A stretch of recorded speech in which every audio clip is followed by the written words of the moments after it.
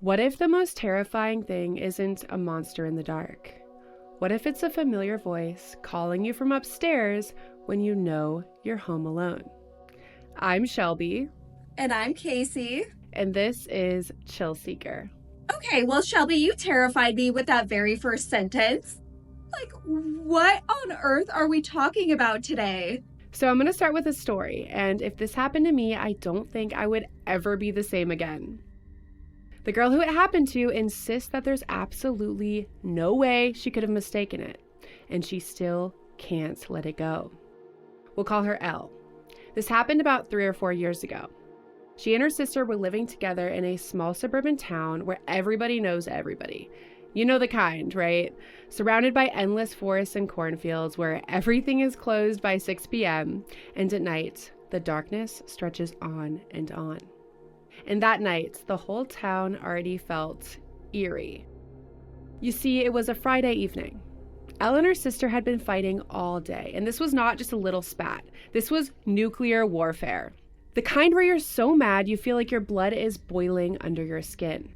Not only did they live together in the same little townhouse, but they also worked together too. So there was literally no escaping each other.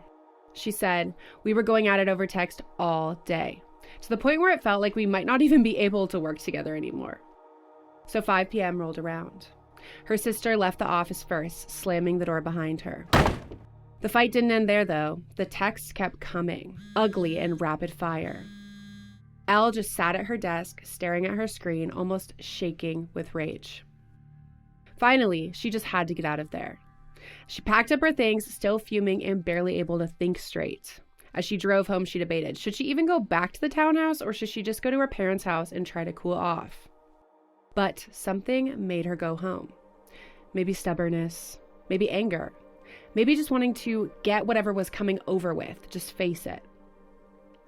She pulled up to the townhouse, parked the car, and just sat there for a second, breathing, trying to brace herself for another round of screaming. She said, "I took a deep breath, walked toward the front door, just mentally preparing for the argument to start up again." She opened the door, stepped inside, and the house was silent. At first. She headed into the kitchen and dropped her keys on the counter, and then, from upstairs, she heard her sister's voice, clear as day, coming from the bedroom, right above the kitchen. So she thinks, great, she's on the phone, probably trash-talking me. And sure enough, as she listened, that's exactly what it was. She could hear every word through the floorboards, her sister's voice, sharp and furious, ripping into her, calling her every name in the book, saying things so cruel it made tears spring to her eyes. She said, "At that point, I was almost shaking. I picked up my phone and I called my mom, just trying to vent, trying to calm down, because otherwise I knew I was going to lose it." But then it got even worse. As soon as her mom picked up, the voice upstairs shifted. Her sister wasn't just complaining anymore. She was screaming directly at her. "Get the fuck out, you bitch! You stupid, nasty whore." The words were so loud, they practically shook the walls. Elle said it was her voice, her exact voice. There was no mistaking it. She has this very distinct, piercing voice. I could hear the rage vibrating down through the ceiling. She lost it. She started screaming back, standing in the kitchen, yelling up at her sister through the floorboards. Cursing, fighting, the kind where you're not even thinking straight, you're just thinking of the worst thing you can say and just spitting it out. And her mom was still on the phone, listening to the whole thing and hearing her daughter scream and scream. Finally, her mom yelled, "Stop!" And that's when the entire world shifted.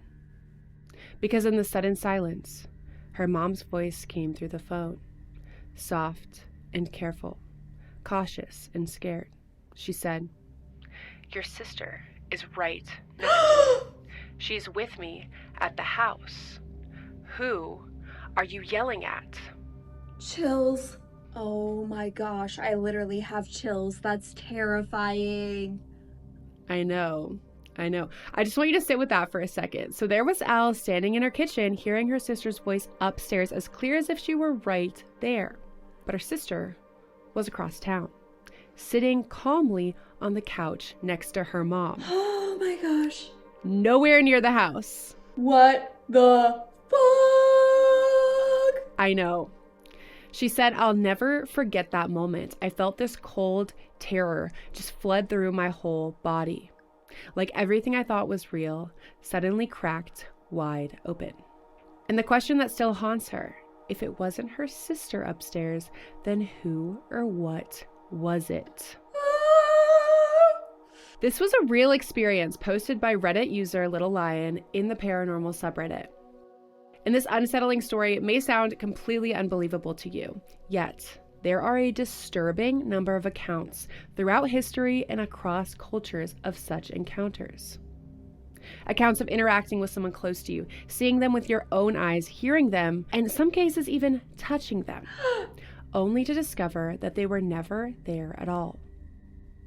From ancient folklore to many modern-day reports across internet forums like Reddit and Liminal Earth, stories of doppelgangers and mimics have intrigued and frightened people for centuries. At first I thought, maybe it's just misremembering, hallucination, like it has to be. Some kind of shared delusion. I looked into gas leaks, carbon monoxide poisoning, sleep paralysis, trauma. And sure, some of these stories can be explained, but not all of them. Not even close. Because the deeper I dug, the more the ground beneath me started to shift, just like the girl in the story. I stopped thinking of it as a simple curiosity. I started having weird dreams, and eventually I stopped believing that this was harmless. This is not just an episode. This is the beginning of something bigger than I ever expected and bigger than I ever wanted. I fell headfirst into a rabbit hole that cracked open everything I thought I knew about our world. And as always, I'm taking you with me. Oh my God. Do I need a seatbelt? Like, this is terrifying. Yeah, no, it's actually really scary, and it only gets worse from here, okay? Oh my God, Shelby, you're gonna give me nightmares. I might. I'm sorry. I apologize in advance. Oh man. This is the first episode in what became the Mimic series, a 7-part investigation. I know. Wow. We'll go from deeply researched folklore to modern and historical real-world sightings that defy all logic and explanation. We'll trace these encounters across cultures, across centuries, across creatures and entities, and start to uncover just how deep this phenomenon really goes. This is where the descent begins, and there's no map for where we're going. Let's start with a quote by the infamous William Shakespeare. "The devil hath power to assume a pleasing shape." Okay, let's go.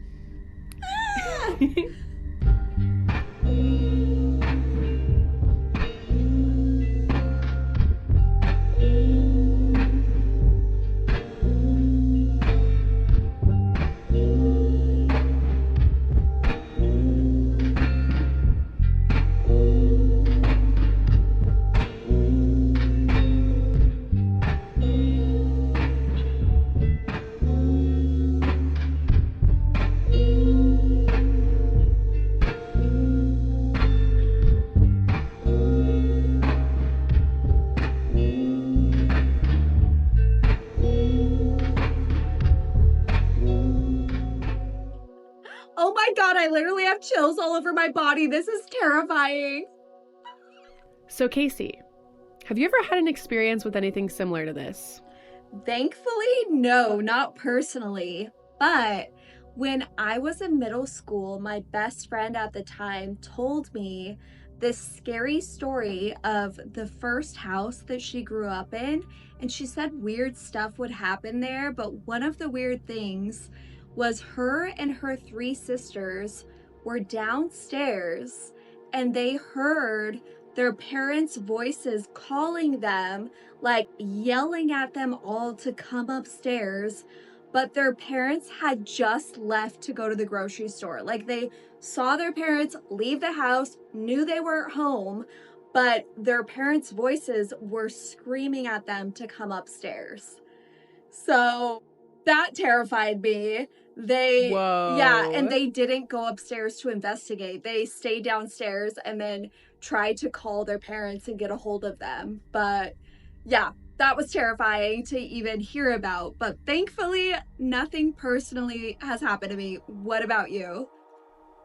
No, that's really scary. And that's like exactly what the series is about. And especially this first episode. It's crazy how common this is. Like when I was looking at stories, I mean, of course, I picked the ones that were the craziest to share that like really got me. But there were infinite stories that were just like what you described about your friends. Like, you know, people in their home just hearing the voice of their daughter, their sister, their friend, like just calling them into the next room, you know, opening doors, like just stuff like that is so common. So that's right up this alley of exactly what we're talking about today. And it's cool that you knew somebody who it happened to. For me personally, no, I've never experienced anything like this, but I have had one supernatural experience. Well, more than one, but this is one that really stuck with me because it happened when I was younger. I was like 16. I know I've told you the story, Casey, but I'll repeat it for our listeners. Anyway, I was 16. I was hanging out with my boyfriend at the time, who is still a good friend of mine, which is great, but we dated while we were in high school, and we were hanging out at his house, and all of a sudden on the couch next to us, a throw pillow just lifts itself up and hovers for a sec and then just throws itself across the couch. Like, right? I know I've heard this, but it freaks me out every time. I'm like, I could not even imagine. I mean, you've had worse paranormal things than me, so I don't think you can say that. Like, this was pretty benign, you know? It didn't feel like super evil. Levitating pillow? I've not seen that. And it being thrown across the room, like, that's terrifying. I know. It was really weird because it was also like, it wasn't the kind of house you would think would be haunted because it was literally like a brand new spec home. I feel like maybe they were like the second people who lived there, but it was like not a haunted feeling house. You know what I mean? And it was like middle of the day, just a cloudy day, no winds, none of the doors were open. Like we did a little investigation and we're just like, what the fuck was that? But yeah, it was very strange. I never had any more experiences there, even though I did spend a lot more time there after that. So I don't know what it was, but that kind of opened my mind to the possibilities, you know, the idea that there's weird stuff that could be happening. And when people say they have these experiences, I don't want to just immediately discount them because I've seen something that sounds crazy. So that's kind of where I'm coming from with this. Yes. And that is insane. Also, I wonder if like the land was haunted that they built the house on. Could have been. I mean, I live in Washington, so there could have been Native American things that happened there. I have no idea. I mean, obviously this is all tribal land, or it was at some point. So yeah, who knows, but crazy, right? Okay, well, I honestly didn't believe anything like this could be real. I mean, I thought it was completely impossible, right? Except for my one experience, I haven't seen anything like this before. Until I went on an actual deep dive into how prevalent these stories really are and reading literally hundreds of them. I haven't been sleeping the same since, and after I share with you some of these stories, you'll know why. Tell me, I'm so scared. You should be. These are freaky. Okay, so there are many theories about what could be causing this phenomenon, and there are many names for whatever it is.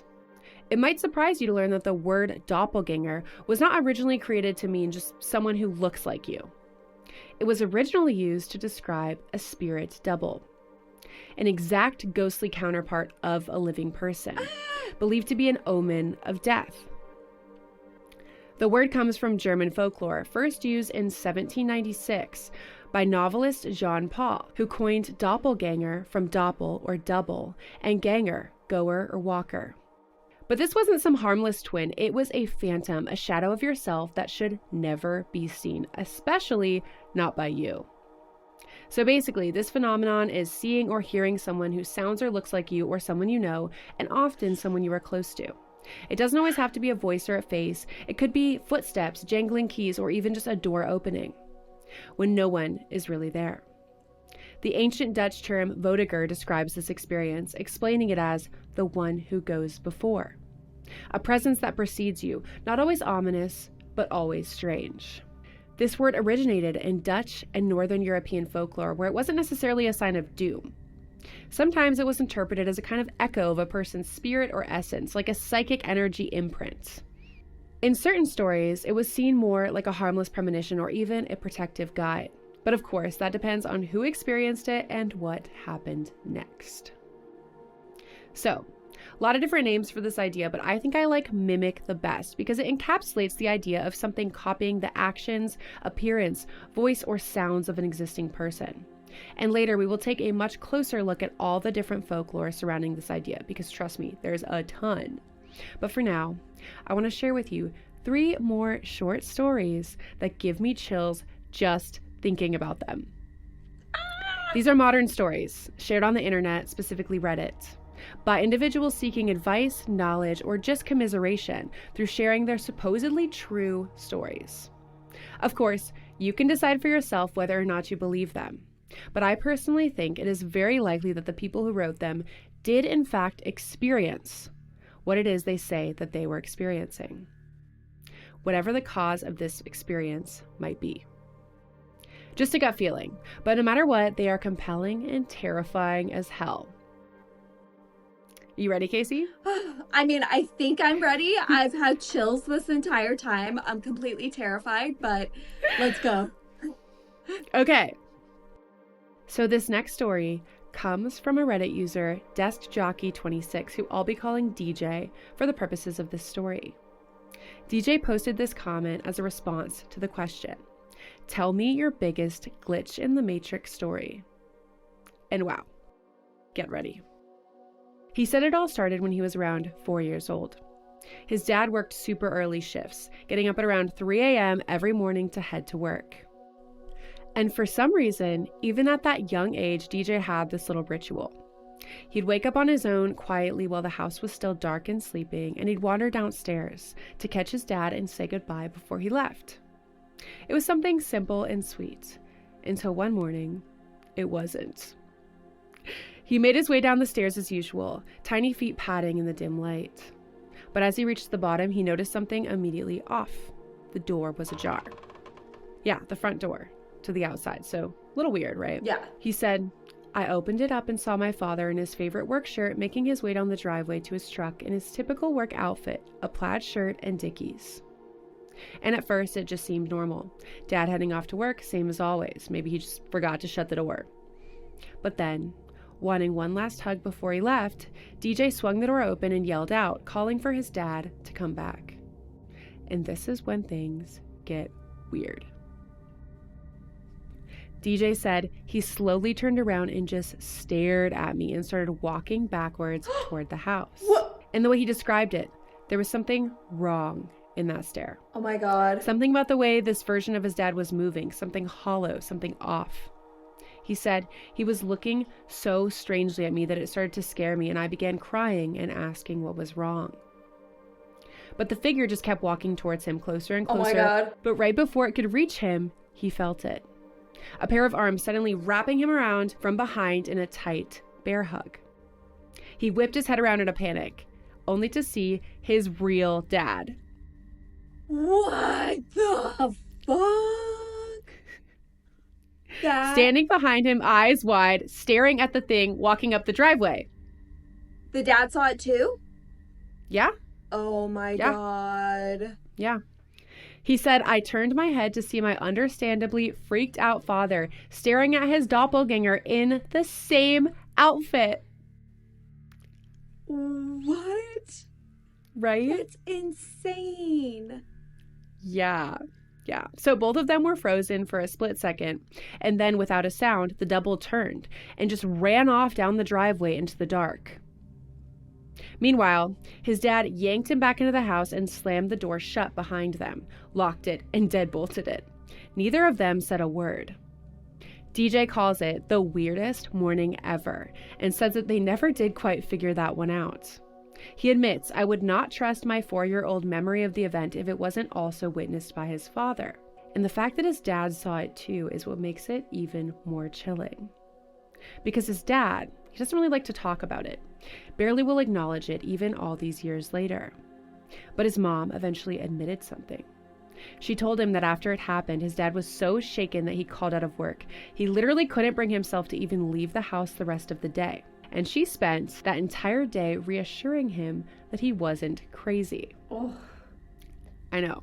And honestly, who could blame him?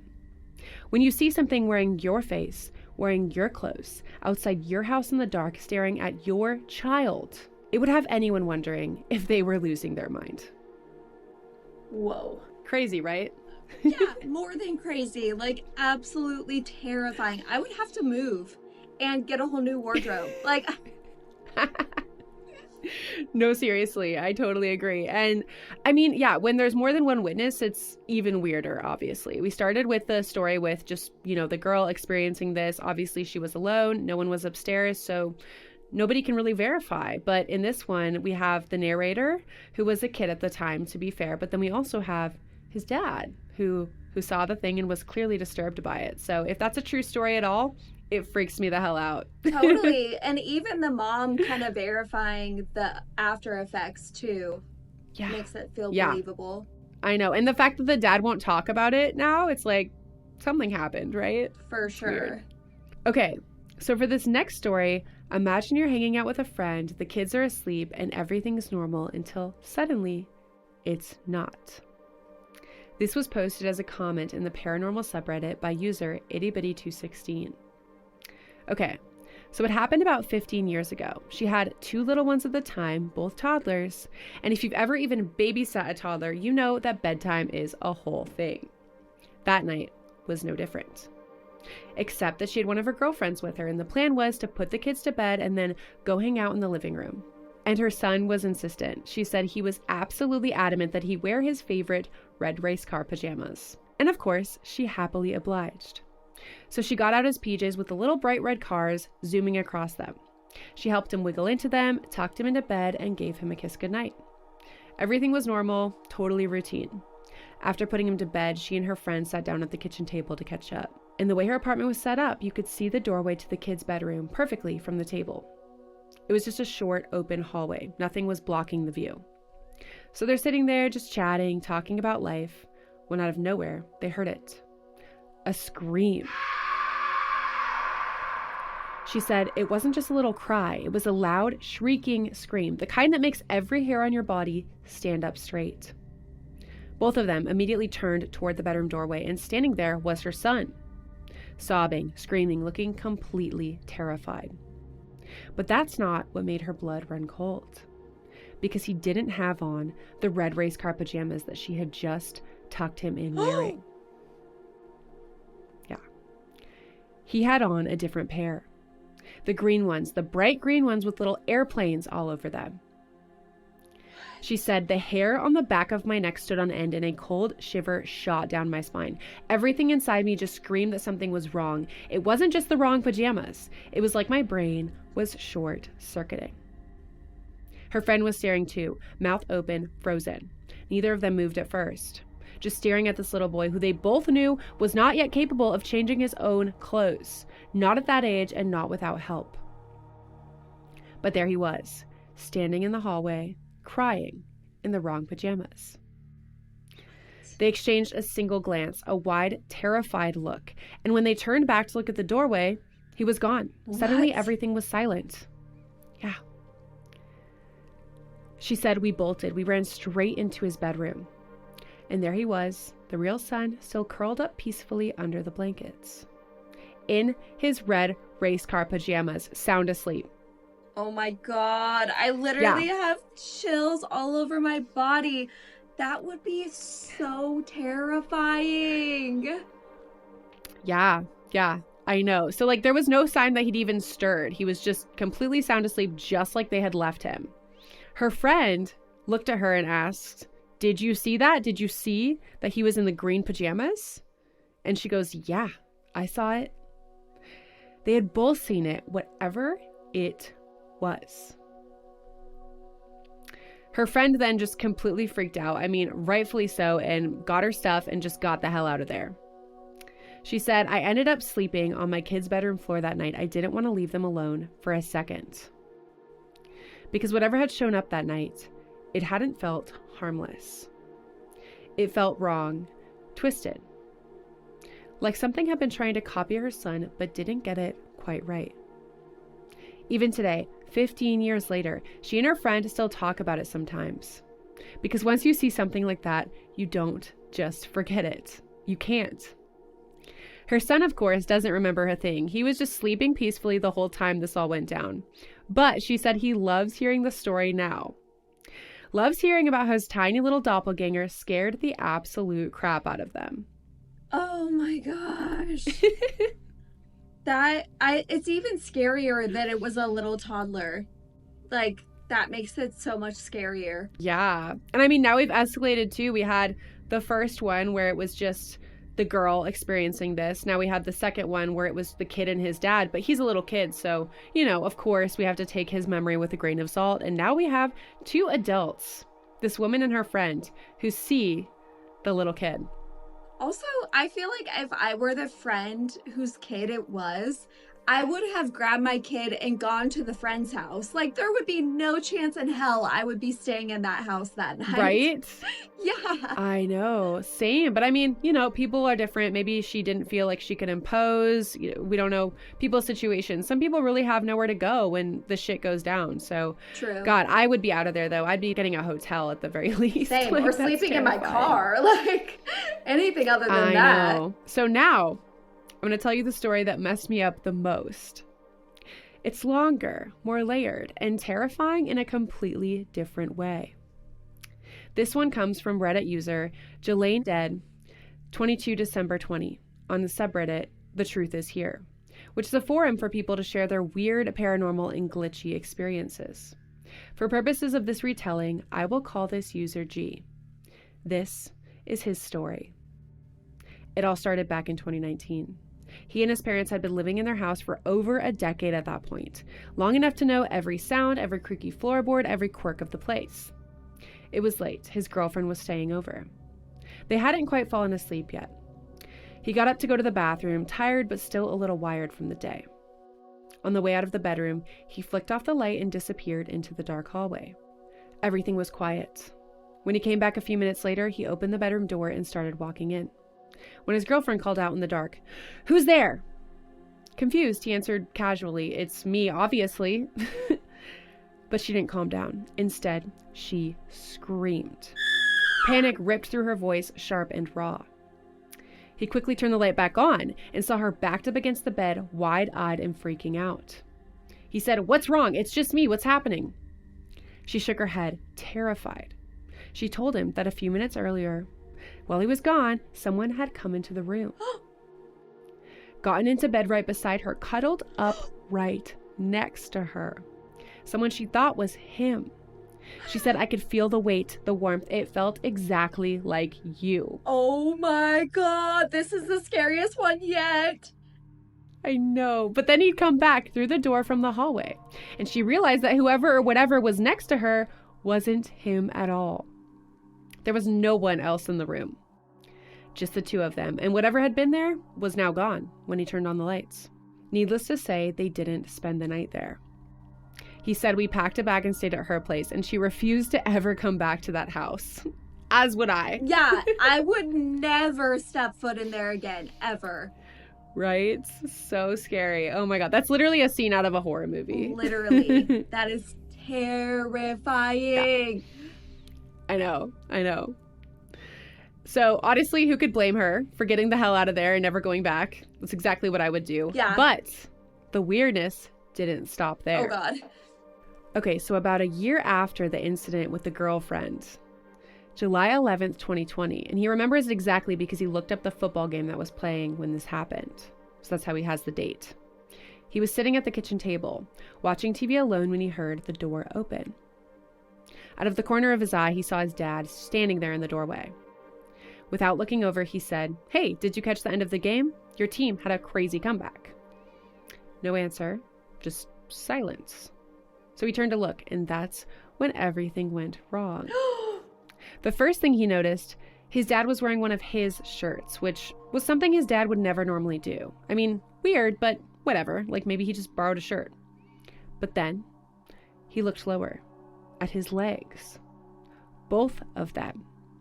His dad had lost his leg back in 2017. He had a prosthetic, basically just a metal rod with a foot on the end, not something you could ever mistake for a real leg. But here he was, standing there, two completely normal legs, wearing his son's shirt and just staring. Oh my God. G said, I must have had the craziest look on my face. Like, I know my expression must have said everything. Because this thing stepped backwards quickly down the hall, turned, walked into a room, and slammed the door behind him. Yeah. What? Or it, right? Oh my God. This guy was living in a haunted house. What the fuck? Yeah, so G bolted. He runs out to the backyard, down to the shed where he knew his real dad had been working. Out of breath, heart pounding, he asked, were you just inside the house? His dad looked up at him, totally confused, and said, I haven't left the shed in hours. Oh my God. He didn't even tell his dad what happened. He just mumbled something about hearing a noise and left it at that. Later, he found the same shirt that fake dad had been wearing, crumpled in a pile of laundry in his room. Yeah. Now that gives me chills just thinking about it. But it didn't end there either. What? No, there's more. I know. A few months after that, the mimic came back. So his dad is diabetic and sometimes would have hypoglycemic episodes where he would kind of zone out and become non-responsive, childlike. And obviously this is super scary, but his family was used to it. One afternoon, his mom found him slumped on the couch, not talking, not reacting. Classic signs of a hypo. She nudged him, shook him, said his name, and just nothing. So she ran to the kitchen to grab the insulin kit. It only took her a minute, but when she came back, he was gone. The couch was empty, no sound, no movement. So she started searching the whole house. Nothing. She just couldn't find him anywhere. So she grabbed her cell phone and called him, hoping that wherever he'd wandered off to, his cell phone was on him and she would hear it ring and be able to find him. But when she called, he just picked up. Hey, he said, casual as ever. What's up? I'm at work. He'd been at work the whole time. What the heck? Oh my goodness. Yeah.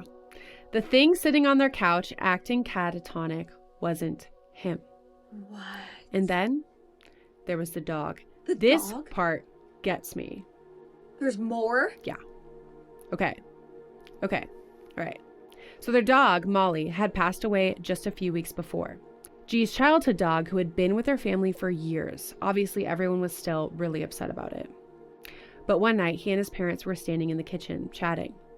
From where they stood, you could see all the way down the hallway to the door where the doggy door was. And suddenly, they heard it. The doggy door flapping open, the sound of paws. They turned and saw Molly standing in the hallway, just looking at them. G's mom gasped and said, "It looks like Molly now." And it did. It looked exactly like her. Down to the way she tilted her head, the color of her fur, and the way she shifted her weight from paw to paw. But Molly was gone. Molly had died. G didn't waste a second. He stepped forward and yelled at it, "We know you're not her. She's dead. Fuck off." And whatever it was, it screamed. This awful, ear-splitting, twisted sound like a cat being crushed under a boot, and bolted through the doggy door, vanishing into the night.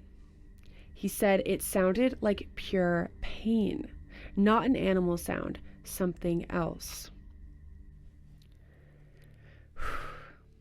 And after that, his parents decided they were done. They sold the house and moved as soon as they could. And ever since they left, they haven't seen anything strange. And honestly, I hope that whatever it was stayed in that house. I mean, I feel bad for the new owners, but G's family deserves peace. Because whatever it wasn't just mimicking voices. It wasn't just mimicking faces. It almost seemed like it was trying to slide into their lives, blend in, become part of the family. Oh, God. I mean, they lasted way longer than I would have. I would have moved after the first incident. Like, what? Right? But I also feel like you might think that you're going crazy. Yeah, true. You know? Like, G, when it first happened, he didn't even want to tell his dad, the first incident with his dad, right? Because, like, how do you even explain that? I mean, I kind of get it, because, like, that's just such a crazy thing to say. I feel like I'd be worried people would be thinking I'm going crazy. Yeah, that's a really good point. Yeah. But then over time, obviously, they all experienced it together. So, you know, that was the final straw where they all saw the dog, right? And the dog was dead. Like, you got to move after that. Literally. I wonder why the mimic never tried to mimic the mom. Yeah, I mean, I don't know. These were the stories that he told. I assumed if there was any other, you know, big incident where it was the mom, he would have put it in there. But who knows? Just had an affinity for the dad, it sounds like. Wow. Yeah. Okay, so I have a question for you, Casey.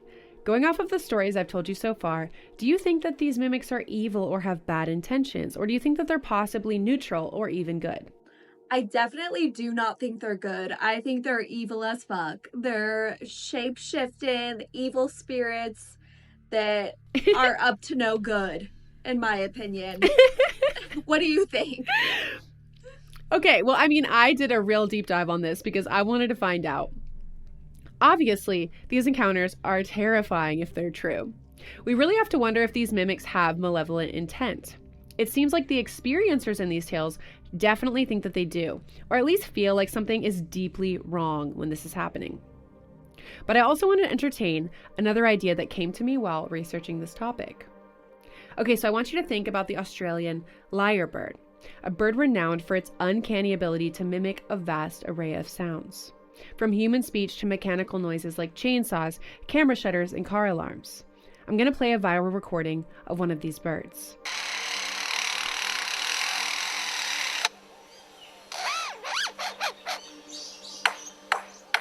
That's crazy.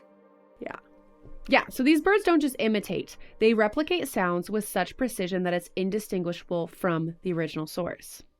Similarly, the European starling is also capable of reproducing complex sounds from its environment, both human-made ones and all the other bird calls around it.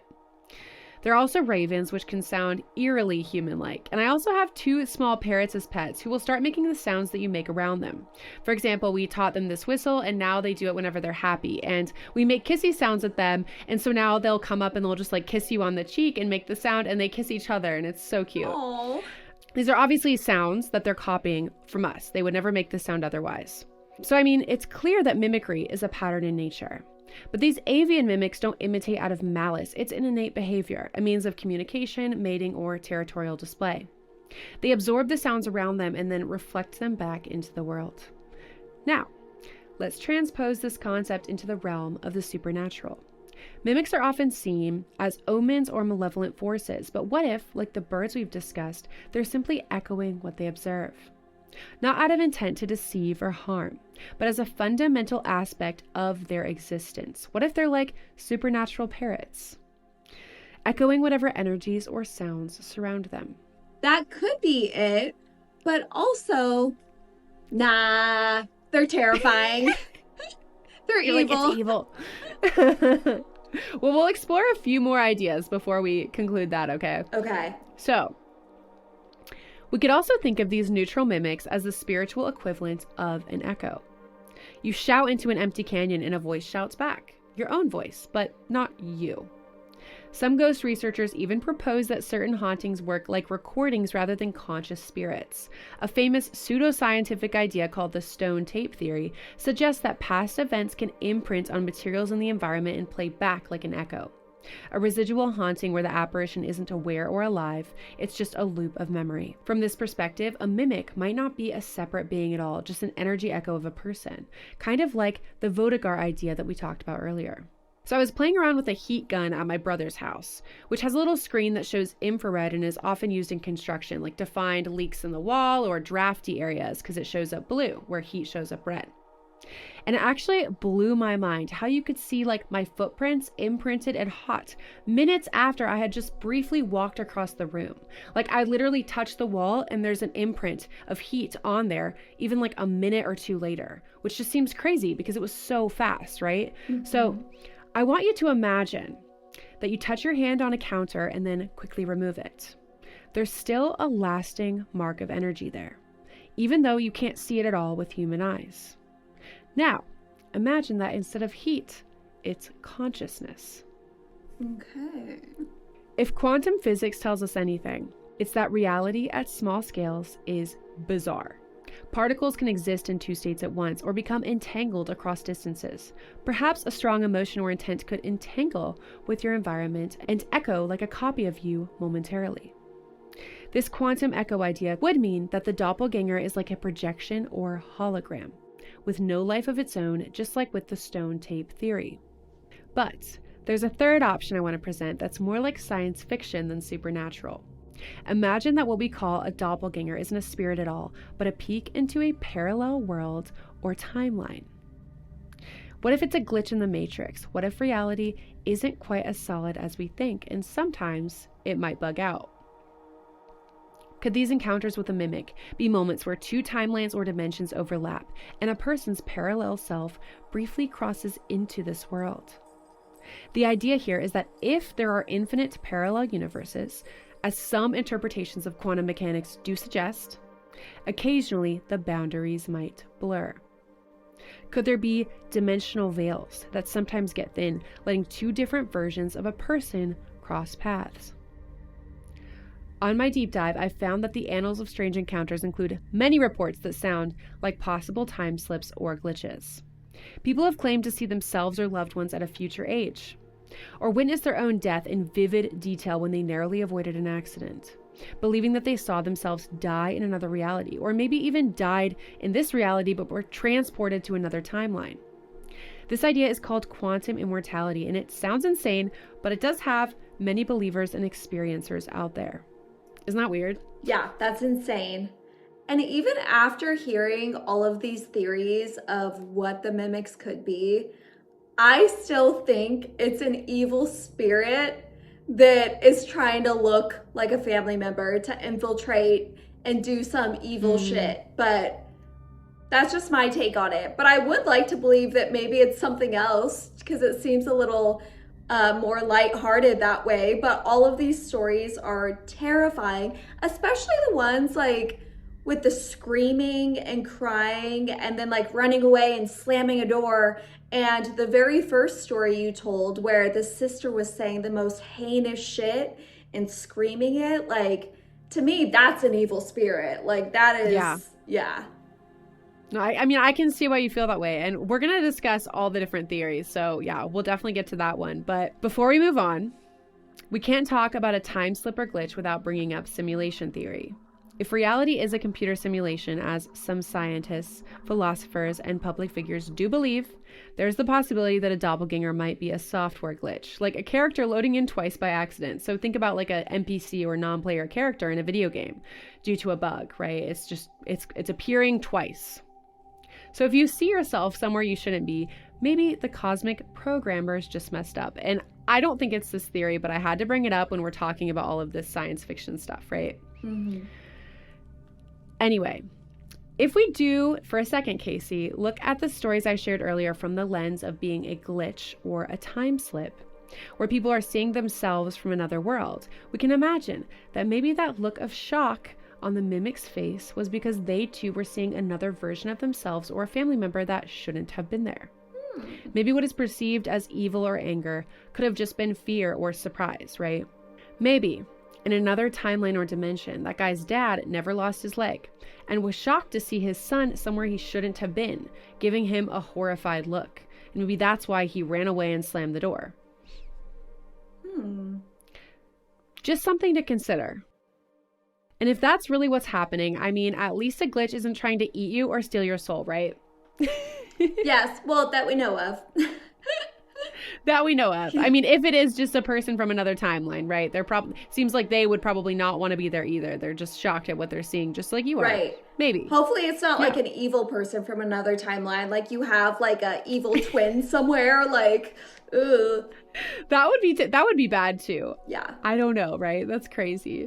So maybe, whether they are conscious spiritual entities whose nature is to copy a psychic energy imprint left on the world, or you from another timeline or dimension, mimics aren't out to get you. Or maybe they are. These next stories I'm going to share will have you wondering if there is something much more sinister behind mimic encounters. Because here's the thing, the deeper you go into this rabbit hole, the less any of this feels accidental. It starts to feel like there's something intentional about them, something calculated, something that watches. And the more I researched, the more I found stories that are not just creepy coincidences, but start crossing into something much darker. In part 2 of this series, we're going to head into the great outdoors. I'll be sharing more modern day mimic encounters that are so disturbing, so eerily specific. They'll shake whatever sense of safety you still have left when you go outside. And we're not stopping at Reddit.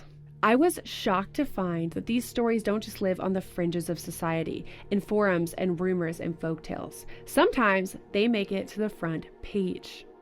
Next episode, we'll also be digging into historical records to investigate some of the most well-documented doppelganger accounts in history, with multiple witnesses and some involving famous figures you definitely know. What? These next stories, yeah, I know.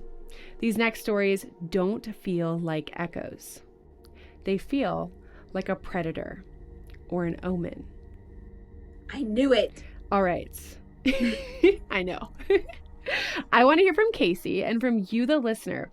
What do you think mimics are? Have you ever had your own mimic encounter? And what insane entity or phenomenon should I cover next? Subscribe to our channel on YouTube and tell us at patreon.com/chillseeker and social media at @chillseekerpodcast on Instagram and @chillseekerpod on TikTok. If you enjoyed this episode, please hit that like button because it will make my day. And leave us a 5-star rating if you're listening on Apple Podcasts or Spotify. All right, so Casey, at this point right now, and of course this might change, what do you think the mimics are? And I know you said spirits, but like what kind of spirits? What do you think they want? I think they're evil spirits. And yeah, yes, I do.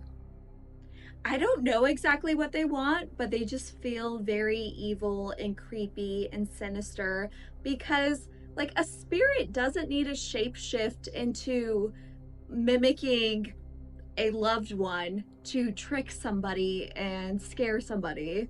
Like a spirit could just remain a spirit and not take on a physical form. But the fact that they're taking on physical forms makes me feel like they're super fucking evil. I feel like they might be misunderstood. You know what I mean? Like maybe they're just lonely and they just want companionship and they're just stuck and they're trying to be a part of something. I'm just trying to look at all the possibilities, right? I don't know. I mean, it could be something darker too, but so far, to be fair, we haven't had anybody have any horrible things happen to them after the encounters. You know what I mean? So like if they wanted something, they didn't get it, right? Like what were they after? They failed because all they did was freak people out. They didn't actually get, I don't know, no one died. I don't know what they could even be wanting in the first place, but it's definitely something to think about. And yeah, so first of all, I know I obviously skipped past this question, but do you believe these accounts? Do you think that they're real just based on me telling them to you?